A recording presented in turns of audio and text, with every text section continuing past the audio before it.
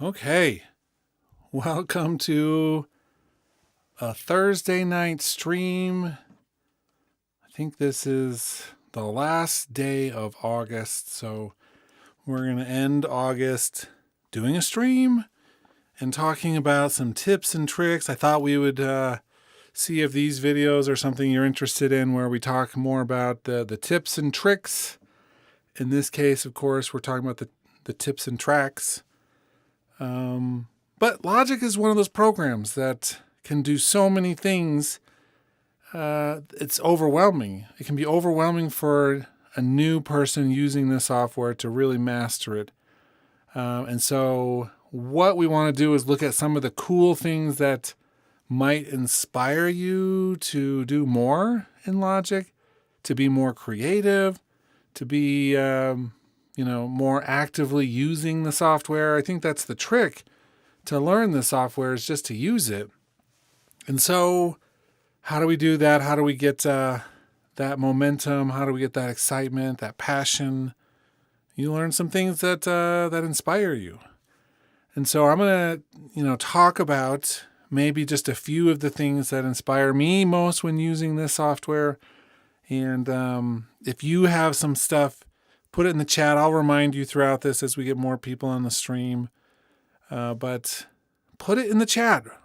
Just write down the things that inspire you, the tips and the tricks, so to speak, that gets you using Logic and why you're using Logic. Put those in the chat or in the comments if you're watching this later, because I think it's interesting. I think it's interesting to figure out why people are using these things. And so I want to know more. I want to know more about what you're doing with this. The first one is one that you've all seen me do if you watch any of my videos, but maybe you don't fully understand the power of the arrangement markers, because I do use them when I'm creating songs, and it's a cool trick to get the drummer to use those. And it follows the type of part of the song you're using. So the drummer track will do the verse and the chorus, etc. But that's not the one I want to show right now. The thing about them that's really cool is that once you have this done, say I've got my two verses here, and I want to hear what my song sounds like if I change the verse order, right? So we can change the verse order. We're going to click that verse and then move it over there, and we'll move the first one to there. So now all of the stuff just got moved. So if I play this now, and so I see the answers promised me. Let me undo that. Turn around. And so you can rearrange your song, everything that's underneath that, vertically underneath the edges of this arrangement section gets moved. Automation, MIDI, audio, everything just gets repositioned to where you do it. So you can literally change the order of things in your song, and then you get to hear it in a new way. The other thing with this that's pretty neat is that, say we have this chorus here. I haven't finished the bridge on this song. This is still an in progress song, but I'm going to hold the Option key, click on the chorus, and move it past the bridge, because we're going to have another chorus over there, right? So now I've got that chorus repeated. If I want to re-record the vocals for that chorus so they're fresh, I can do that, or I can just, copy and paste the ones I already had, and then we can work on the bridge and hear how it's going from the chorus to the bridge to the chorus, right? So inside the song.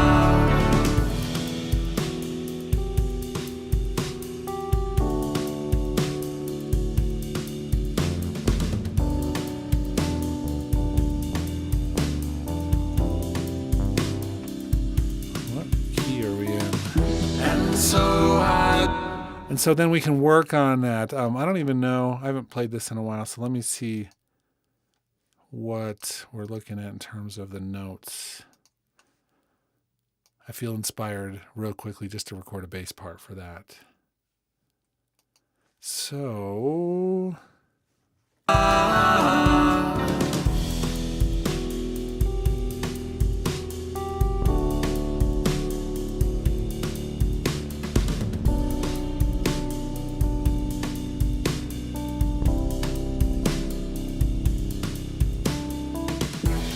right, so then we recorded the bass. What other instruments do we want in there?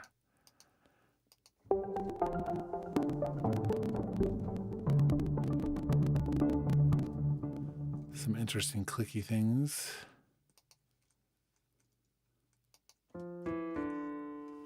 Let's do that.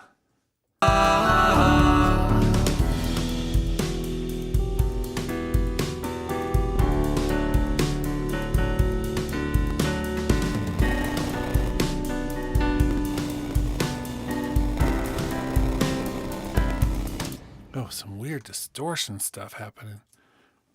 I wonder what my buffer is at right now. We may be overloading. Yeah, let's just go to 64.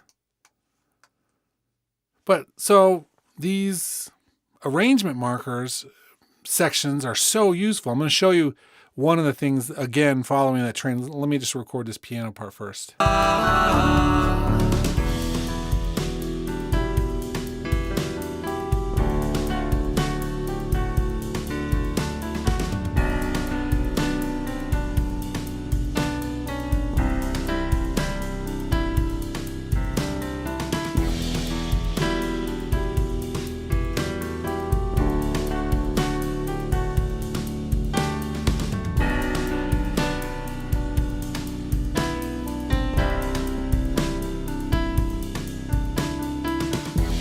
So I'm going to use that second one, I think.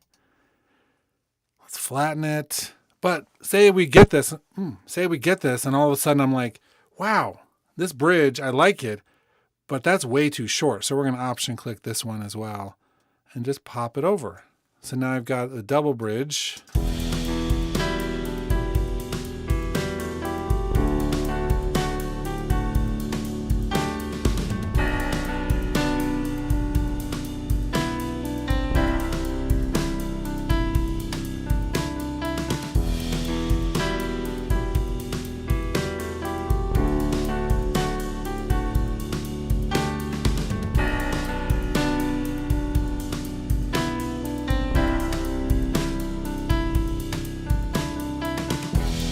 There's like a wrong note in there, but I don't want to fix it right this second.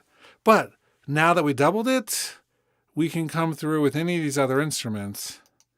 And man, we're going to have to go up one more. Maybe it's because of the stream, but we're going to have to go one more buffer size. I can hear the buffer failing.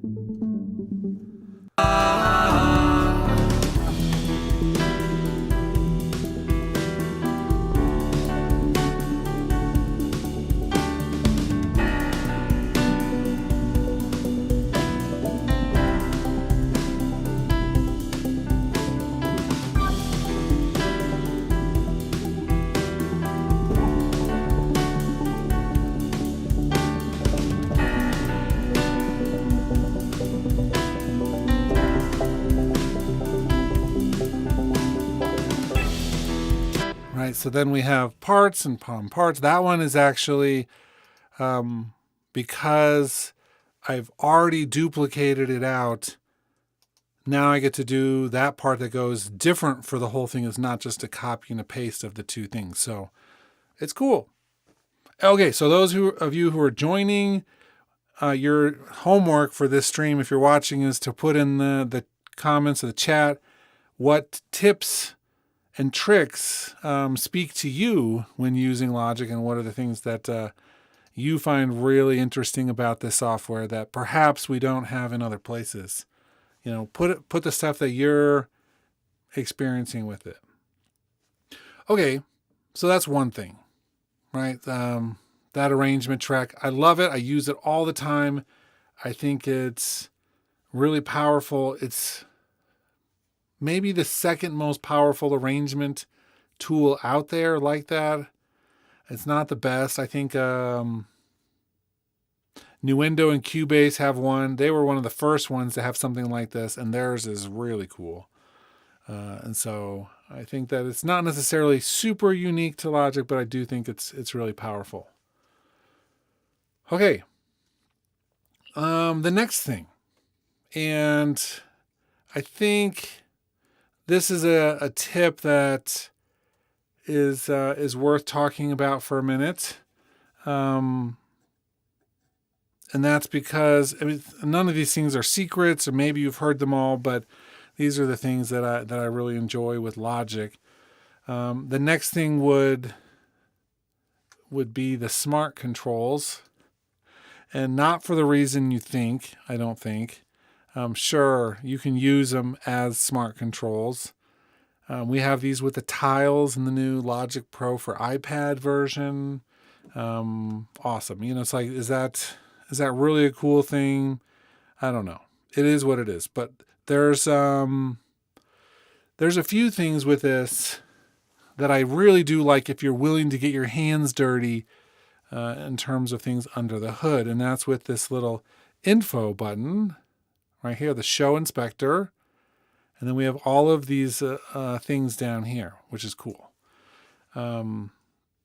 So, for instance, even with this right here, even with this transform pad, we can learn parameters from external MIDI controllers.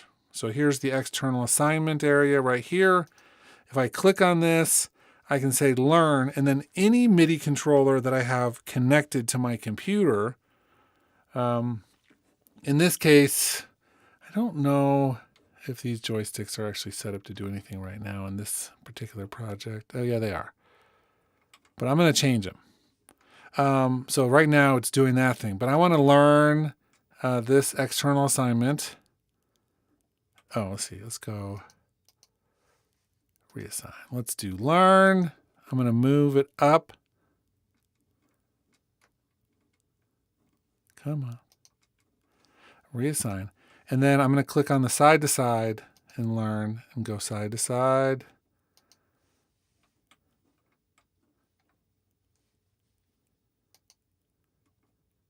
And now my joystick is controlling this parameter.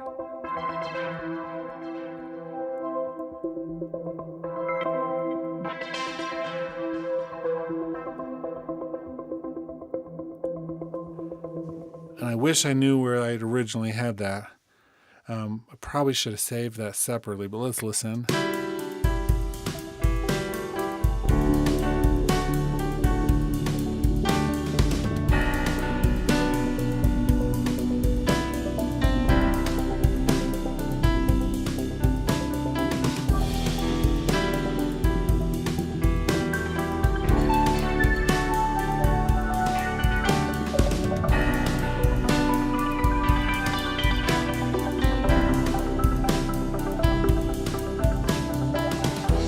So I look up to the sky where we belong, above the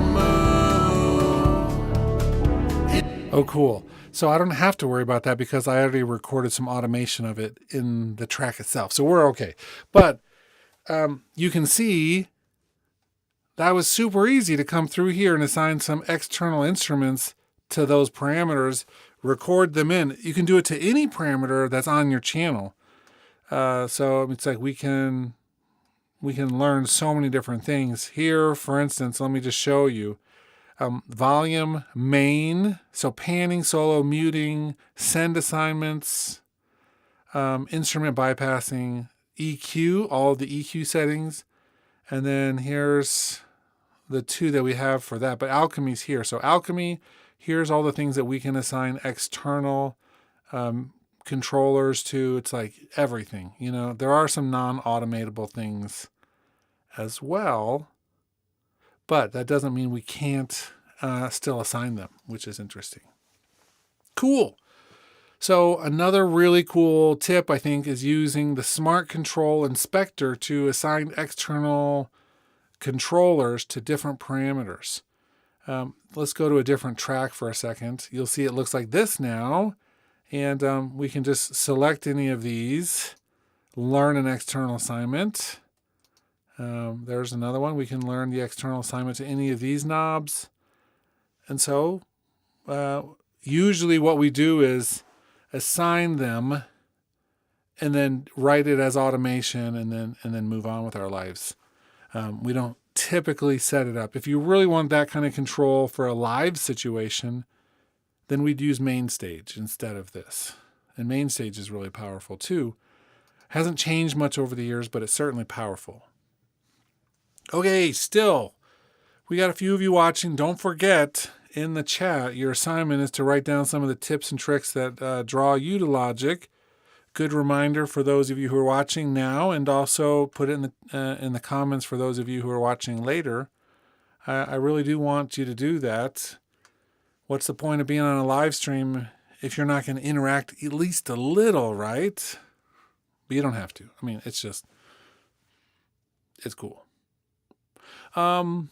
Next, let's look at, because we are talking about, tips and things that may help your efficiency a little bit. One thing that I use all of the time that I don't always talk about, but you've probably seen either on my channel or other places, when you're working with an instrument, let's go up to this keys, right?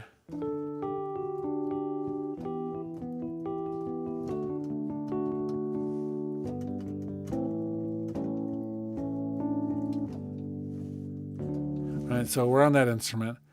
I'm not using it for anything. Let's take off this EQ for a second.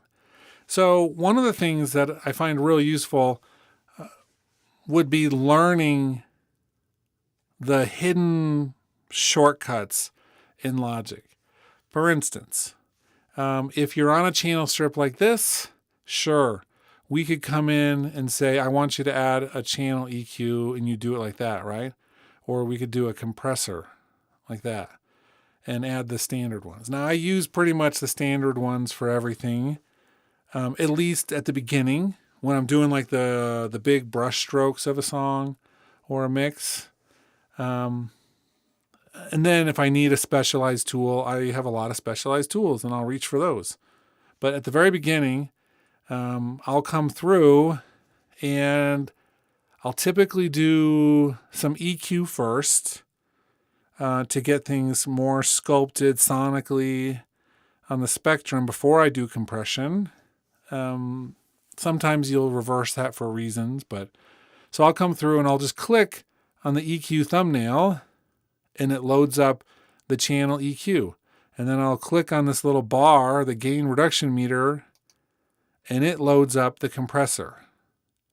So that's a super efficient little tip, because if you're using those two tools a lot, which, I mean, they're great in terms of just doing the basics, right? They're great in terms of just doing a basic curve and getting that ready. That's about what I...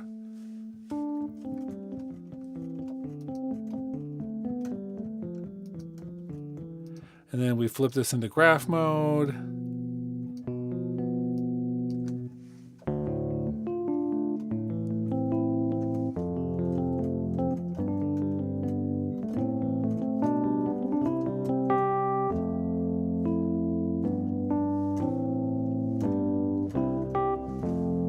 Right, so we get to play and we have our levels and everything set up. That does bring me to another tip that I really like, which is when you're using the compressor, this thing is full of really useful things. And it's one of the reasons why that I still use this, even though there are perhaps even better compressors in my toolkit overall. I mean, compression, right?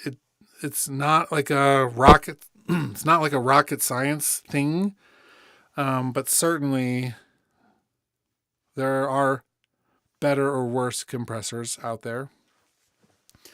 With this one, there's two things I always do. You can leave it on the meter.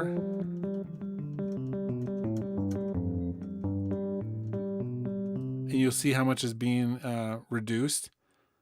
But I love the graph mode.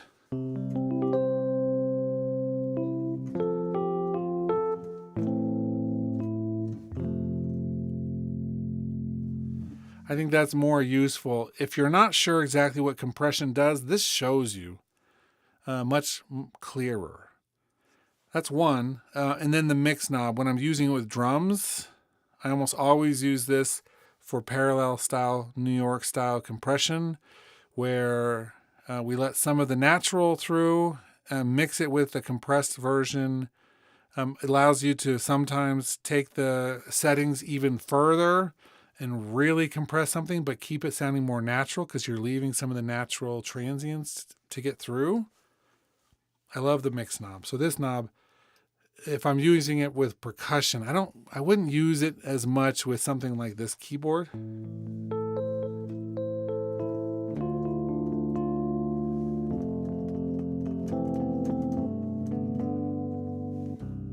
But you could. Almost always percussion type stuff. And then mess around with some of these other settings, depending on what you want. Someone posted online a great analysis of what each of these different settings do and which hardware compressors they're mimicking. This tool, it's pretty in depth. So look up that PDF. I don't have a link to it or anything right now, but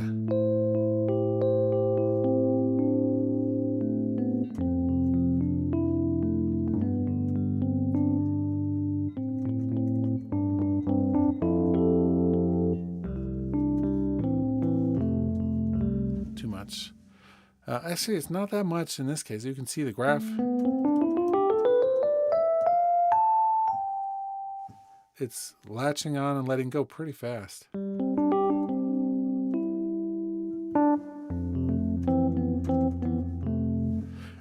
That would take me to another tip right off the bat, which is, yes, it's great to have this style compression for MIDI instruments. If you're using a lot of MIDI instruments, consider using the velocity processor. Let me get here again. This is with the MIDI effects velocity processor.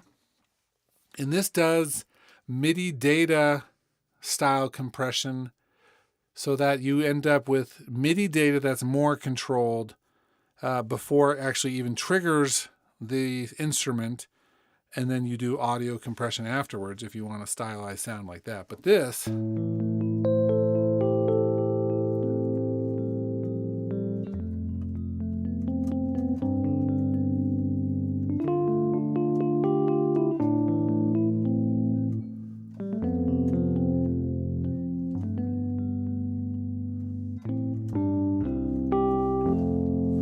right? So we end up with data that's more in control, even if your fingers aren't always capable of being in control. So we can lower the threshold, raise the ratio.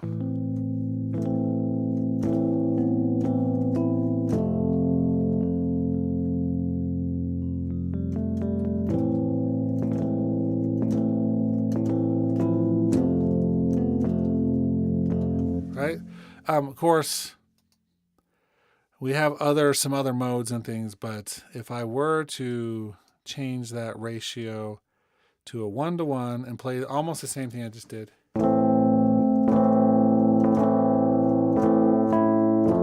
You hear it sounds much louder because it's triggering that instrument in a louder way.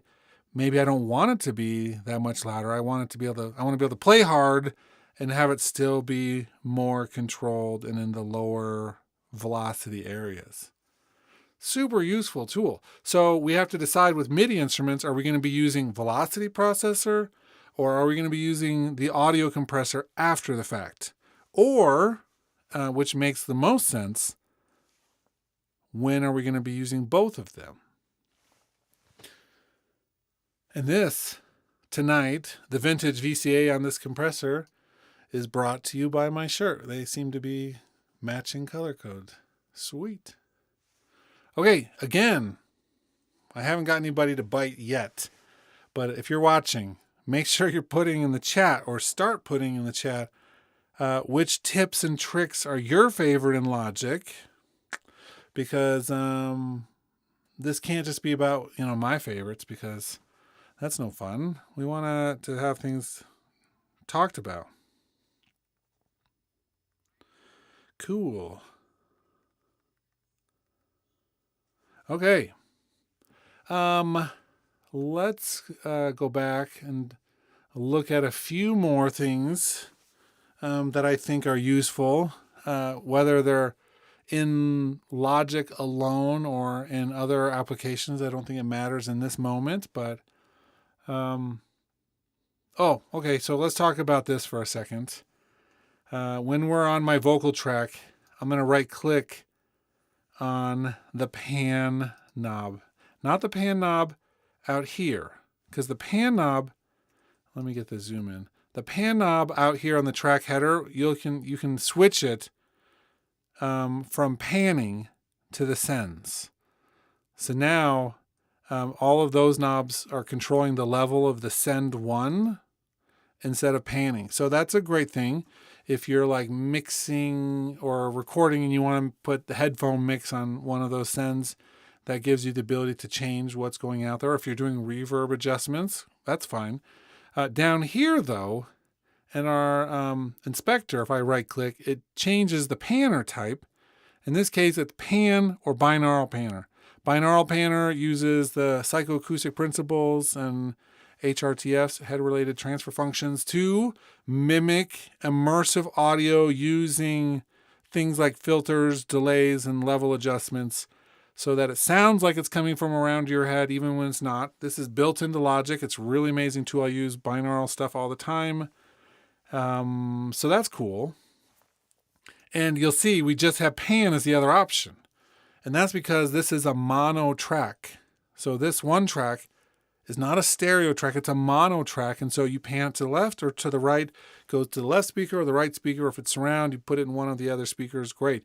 Some of these, like our MIDI instruments, we right click on them and it gives us stereo pan, balance, or binaural panner. Now I've already switched it to stereo pan because that's what I do.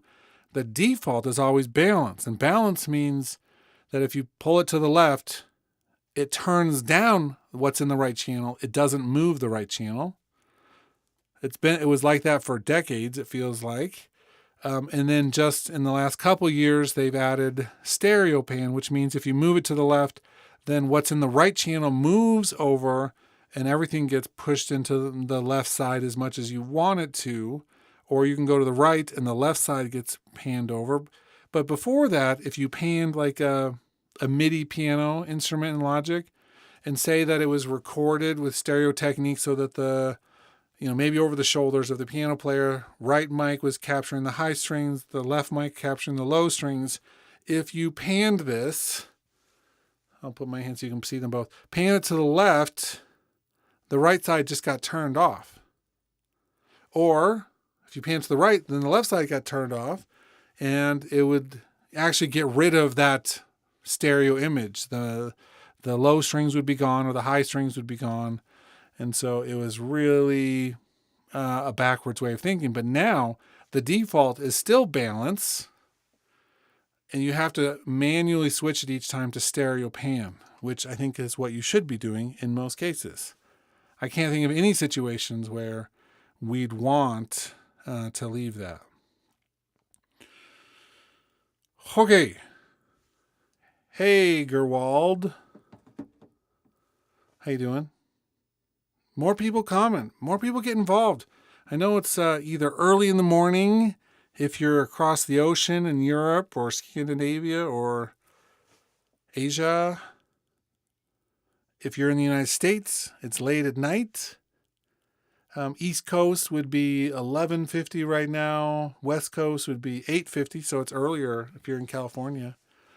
But, say something. Tell me what your tips and tricks are for Logic, and join the conversation a little bit, because I think that's what I'm interested in. I want to see what some of you say, because then I could either be like, ooh, that's such a good one, or I can be like, what are you talking about? And do a little bit of public shaming, I guess. Not that I'm gonna, but it's possible. Let's see. Yeah, we're going to get some of you to comment yet.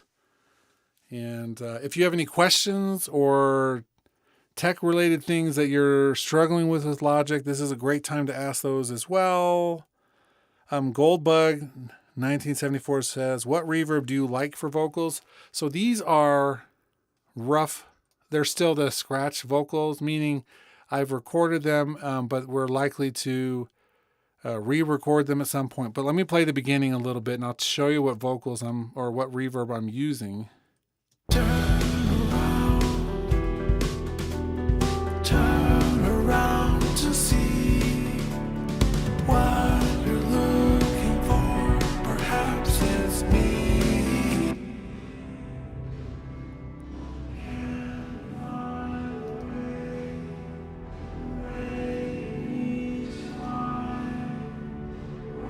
That once was lost, the way that's mine. Interesting. This is not the normal patch for my voice that I use, but apparently it was the day that I was recording this. I do use Chromaverb a lot. It's a good mixture of like the algorithmic style that we have used for like decades in the music industry, with some imitation type stuff. So let me turn off that one and just load up Chromaverb one more time. Lately, my go-to has been, let's see, for vocals, I use the vocal plate. None of them work just straight out of the can, though. I find that I'm doing a lot of like rolling off of frequencies in various places.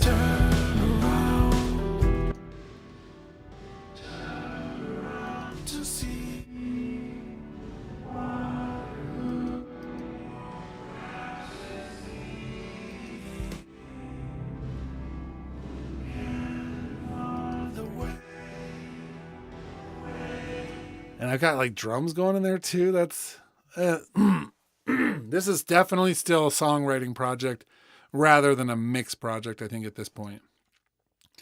You can see we haven't even finished the words or the recording of the vocal scratch for the bridge. And so I'm sure there's a lot of this that's just thrown on while we're doing the writing, but Chromaverb is still one of my favorites. I think it sounds great if you roll off the low frequencies. I do like some of the creativity you can do with it.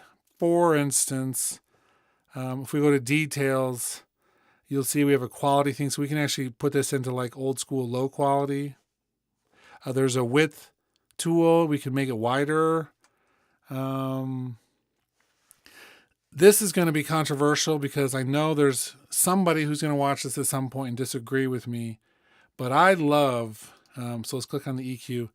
I love using the EQ tool as a mid-side processor. So it's like we do the mid only, and then we pull this down. So we actually take away the center of the reverb. Let me let you hear this for a second.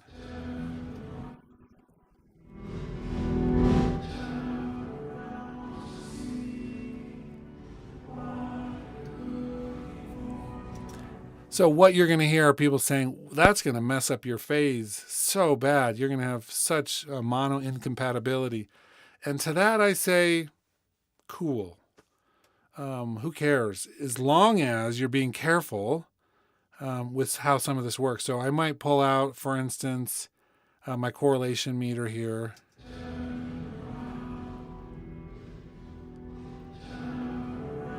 You see how it's staying below 0? That's an example of we've just messed up the mono compatibility. And we can hear this.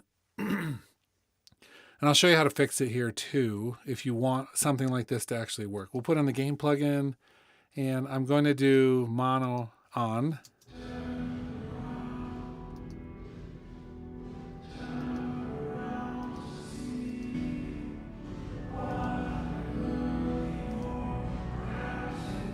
And let me pull that correlation meter down beyond the gain so we can see what I just did when I did the phase invert on the right channel.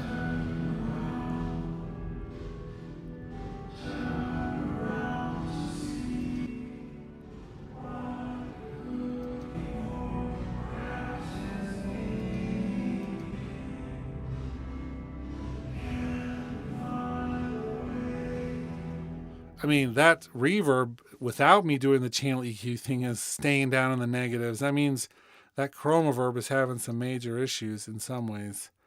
I don't think I have any width things happening. So, that's maybe the modulation stuff is happening. But knowing that when you're doing things with stereo imaging, to have a correlation meter, and then if you're having issues, just phase invert one of the sides and see if you still like how it sounds, and if it then fixes the correlation between the two, so that if things do get some to mono, that they still sound okay. They don't lose any low frequency or the body of the sound. Usually it's not high frequency stuff that gets changed. But also, and this is something I think we should do more research about. I know some people do this all the time. But I feel like people should mix in mono. So like a mono sum at the final stage. And when they're doing panning, and you think, well, if you're panning, how would you listen when it's summed to mono? Like, what's the point of that? Well, the point is, if you listen to something summed to mono, but the original stuff is all stereo, and you're panning it around, you're going to hear the phase cancellation effect happening. And so what you do is you may have something panned like, over not quite 9 o'clock, maybe like 10:30 or something, and 2 or wherever you have them panned. And then if you move it slightly to one side, and all of a sudden some of that, the energy comes back in the spectrum in certain places, then you know that what you had panned before may be a destructive thing if it ever is interacting in that way. And it could be interacting in that way in a number of ways. One, if your device is doing mono summing, happens rarely, but it happens. The other thing is acoustically, it's possible that you could be, with your speaker placement, sitting in a point where those are interacting in a certain way. And so preventing mono compatibility issues helps your mixes no matter what. Goldbug, 1974. It wasn't exactly what you were asking for, but it's what you got anyway. We're going to leave that like it is and listen a little bit at the beginning. Turn around to see what. And so I look up to the sky where we belong, above the moon, inside the sun. And so I look up to the sky where we belong. So those vocals, like I said, are rough. They need to actually be edited, smoothed out, and actually perhaps re-recorded in some cases. But the song, I think, is actually coming together. I really like how this song is sounding. The words, especially, and then how they're being, performed with the melodies and things and the harmonies. It just needs to actually be finished. The final recordings put in place, and then the mix. And without the vocals, my production style is actually doing a lot of the mix along the way.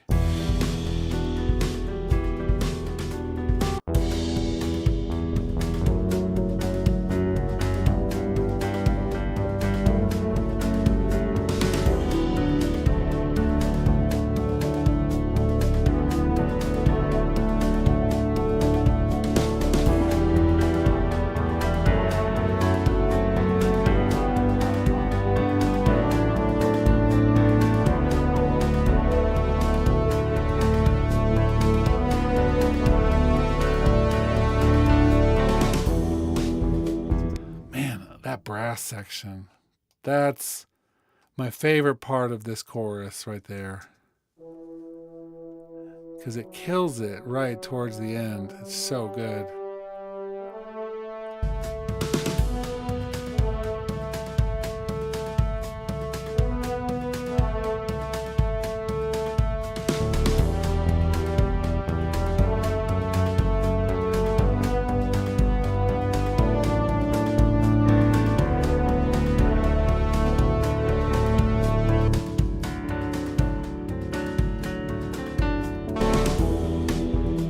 So good.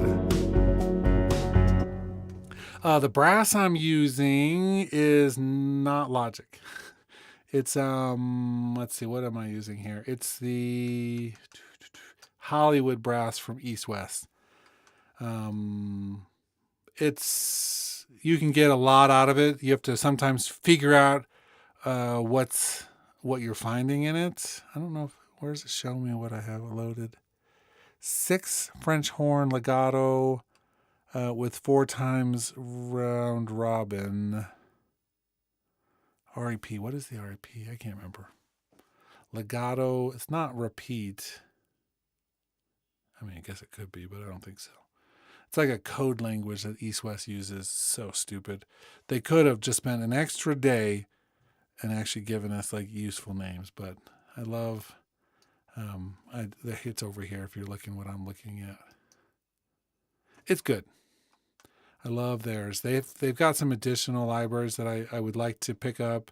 I don't want to go back to the Composer Cloud that they have. It's such a good deal if you look at it on a year-long basis, right? But you get the 16-bit for that price, then it jumps way up for the 24-bit one. And I own the 24-bit Hollywood strings, brass, percussion, winds, and the original orchestra bank that they have, and a few others that are the 24-bit. Would contrary motion work for breakdown? You're talking about in this specific arrangement?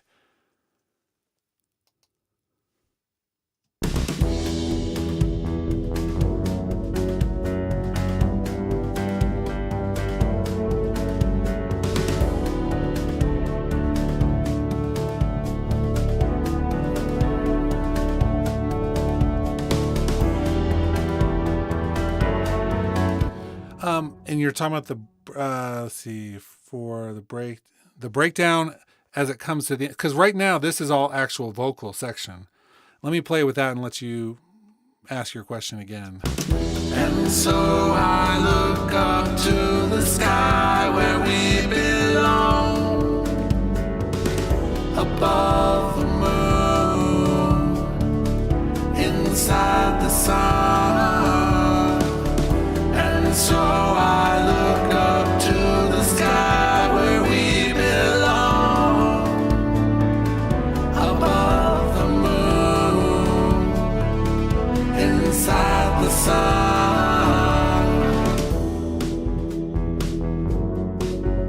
I mean, maybe at that point right there, but the problem is this whole section, if you listen to it with the words, let me pull them up.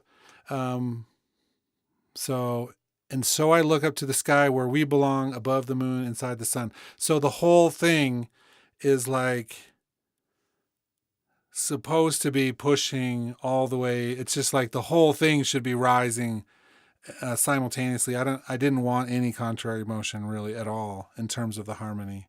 Additional note.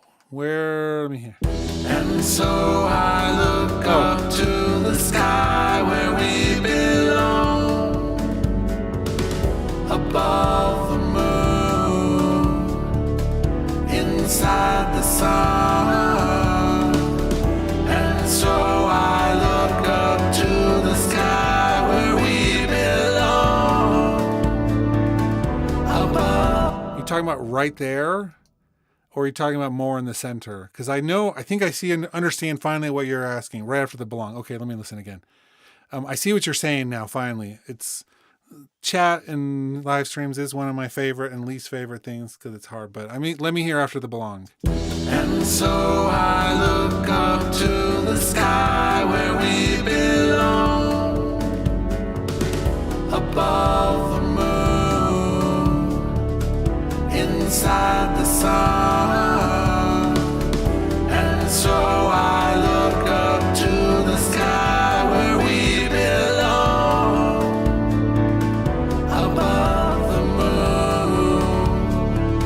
moon, inside the sun. Yeah, I think in both belongs, you might be right. I think that there might be a room. I don't know. I'll have to think about it. I'm so particular with this stuff. I know sometimes it looks a little bit happenstance or a little bit, just like, oh, that worked. Great. Let's just go with it. But when I'm doing this, the minute it like clicks for me, it's like it's so hard for me to change something. But you actually really could add, because right now what's happening, I think you're right. I think what's happening is there's the gaps in the vocals, and then musically there's nothing happening that's filling, like you would have a counter melody or some other rhythmic structure to help keep it moving forward. Second major, I'll check it out. I need to look at it a little closer, but I'm not sure. And so I look up to the sky where we belong, above the moon, inside the sun. Sky where we belong, above the moon, inside the sun. And so I look up to the sky where we belong. Yeah, I don't. Oof. I'm taking a screenshot of your comments. I think I'm gonna have to look at that one a little closer and think.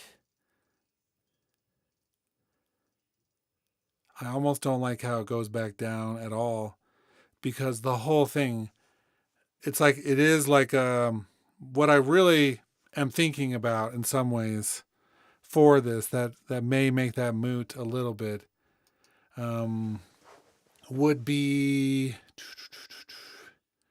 new software instrument, because I want this to feel a lot in many ways like a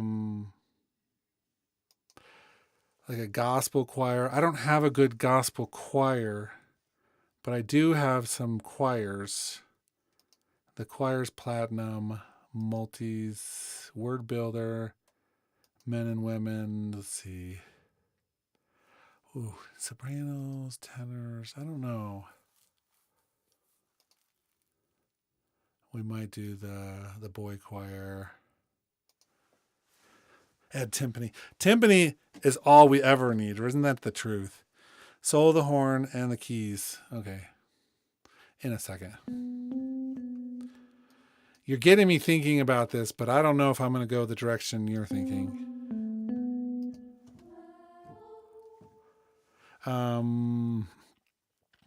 Let's see. Brass. Let's cheat for this and just pull that one down. It's not going to be the right range. So I'm going to need to go up too high.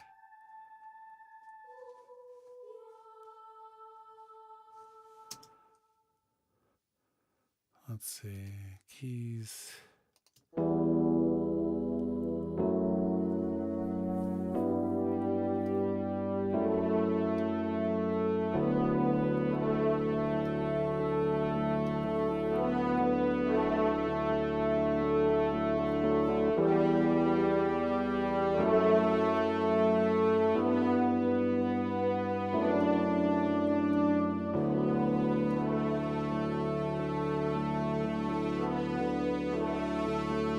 And then with, if we minimize that, so I'm going to go back to this for 1 second. Player, Word Builder.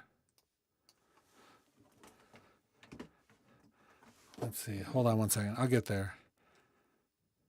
Let's see. I'm going to do English. I'm going to have the choir sing part of the chorus. Where we belong.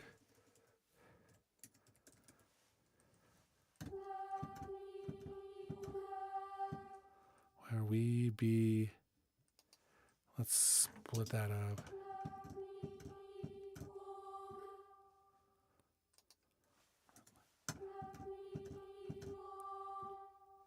Take off that hard G. Okay.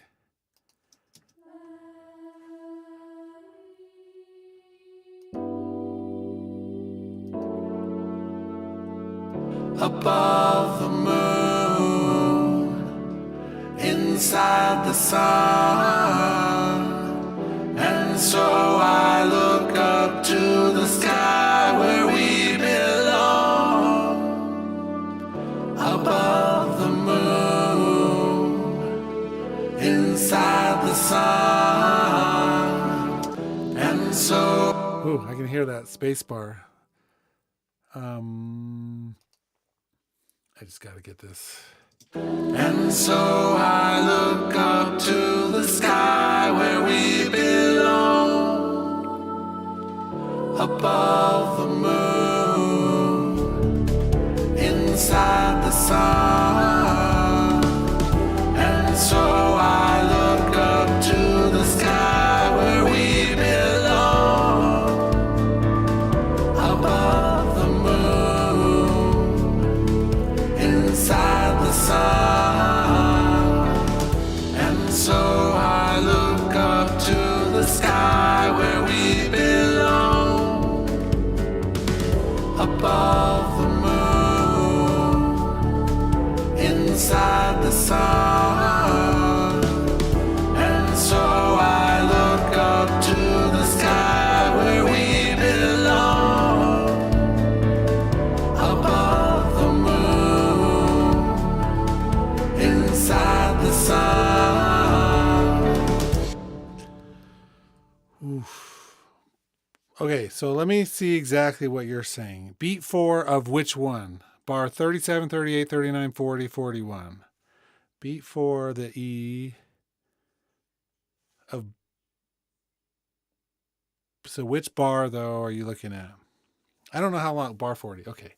Bar 40. Beat 4. Let's put this back into here for a second.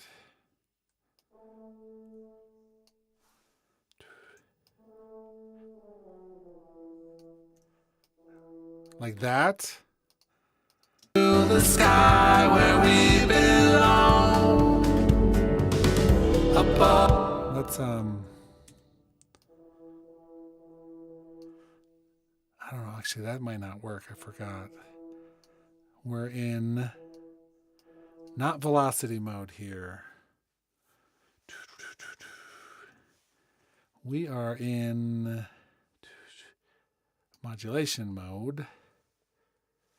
And I have to do, if I want that to be louder, oh, that's going to be a tricky one. Above the moon,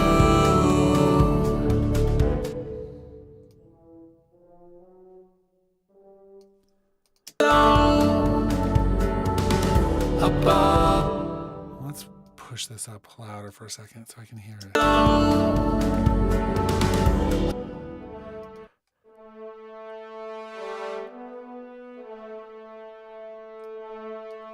Little break. I must have the pedal going. Ooh, sustain. Yes, okay. I want it to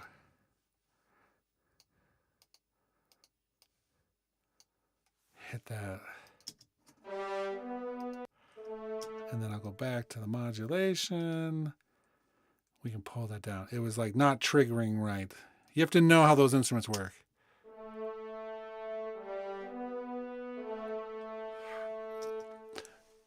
It could be. That's so, David, the other thing I've said a couple times on this, there's still the rough part.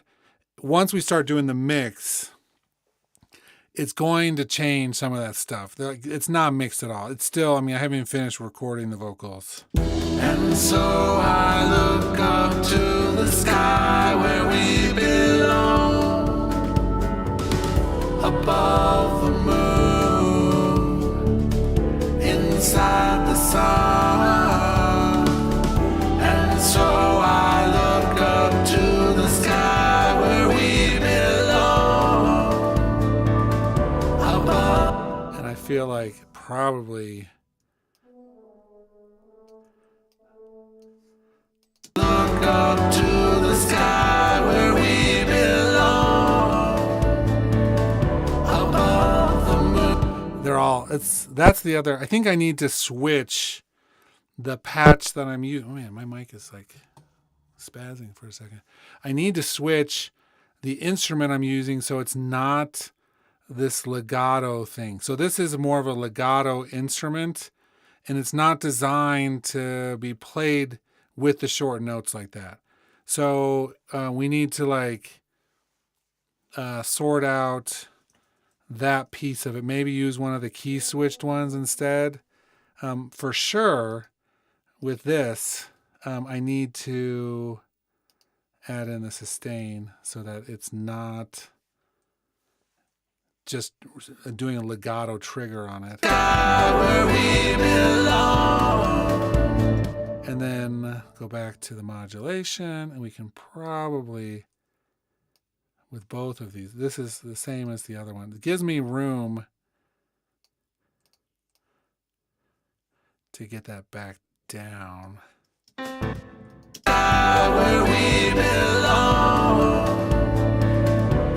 So I got to figure that out for both of them. Right now, I think it's not the right horn patch. It's more of designed to have like slow builds, not to have like that quick adjustments. Key switch. In this case, I think making a new track for the one note would be what I would probably do because I like the rest of it. And doing a key switch means I'm going to have to reprogram all of the other parts of it. So I think the new track of what you're saying there is actually probably the right way to do it. And add some timpani. Okay, we've gone into the weeds. How easy is it to go into the weeds? And we're going to probably pull the plug on this stream in like 3 minutes.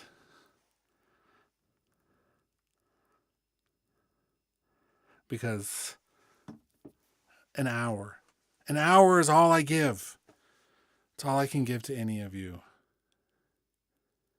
Yeah, so just if I really want to do that, then I think I will have to do that. Have it actually just trigger on another one so that you're getting the shape that you're talking about. I'm not positive. I'm not positive that I'm going to do that yet though, because I need to hear the vocals in the right place. And then I have all these other parts that are happening, and one of them might easily fill that spot.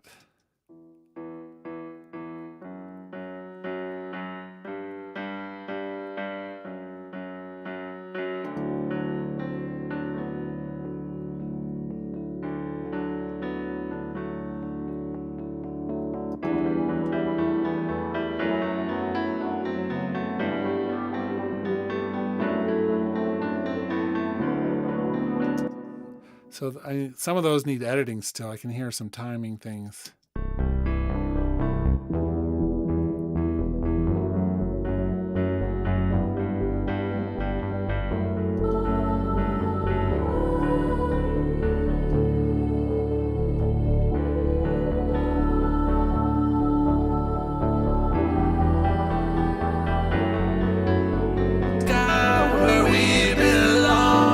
All those vocals, because they were in the recording phase, are all just way too loud right now.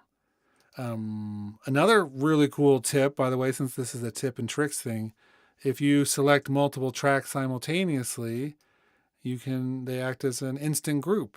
You don't have to move them all separately.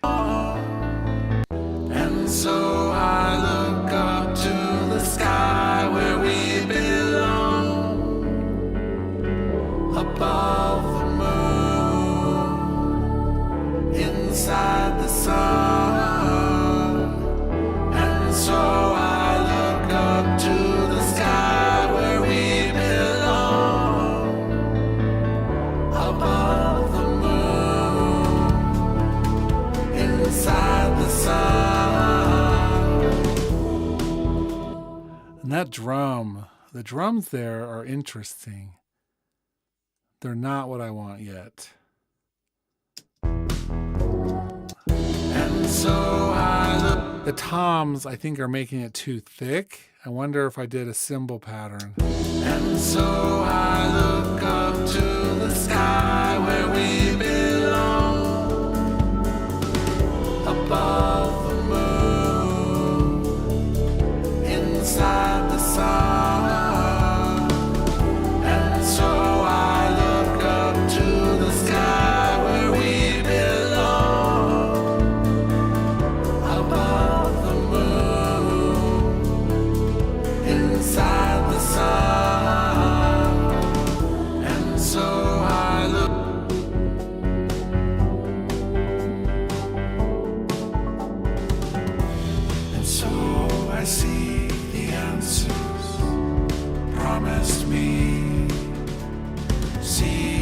stolen life, a life not given me.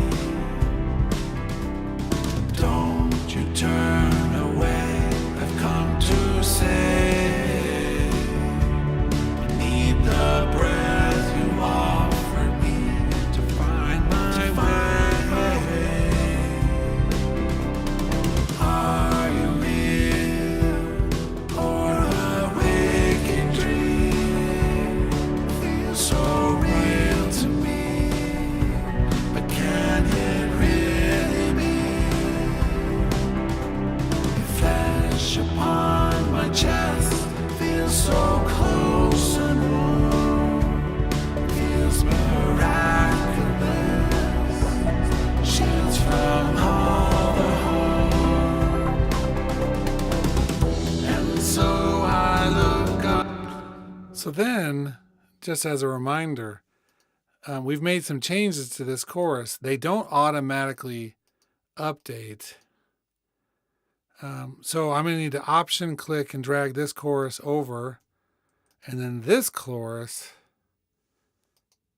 I'm going to hit the delete key like that. So now all the changes I made in the first chorus roll over here. And then we do customization on additional choruses. And when I do this stuff later, I don't do all the customizations at the beginning when I'm songwriting. I want them to kind of be the right thing. And then if I want to do alternate vocal takes, then I'll add those in towards the end of the process. And so I look up to the sky where we belong, above the moon, all the harm. And so I look up to the sky where we belong, above the moon, inside the sun. And so I look up to the sky where we belong, above the moon, inside the sun. Okay, that's where we're going to end. Abrupt ending. Same time that everybody else left. So thanks for watching. If you're watching this now, thanks for watching. If you're watching this later, if you made it to this part in the stream, you're bonkers, but I love you.